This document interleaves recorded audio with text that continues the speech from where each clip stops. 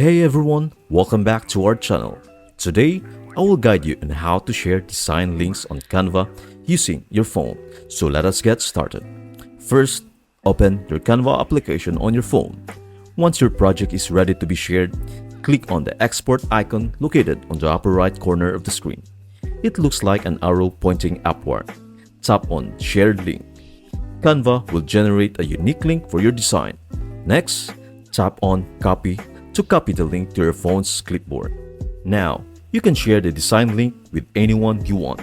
You can send it via text message, email, social media, or any other platform where you communicate with others.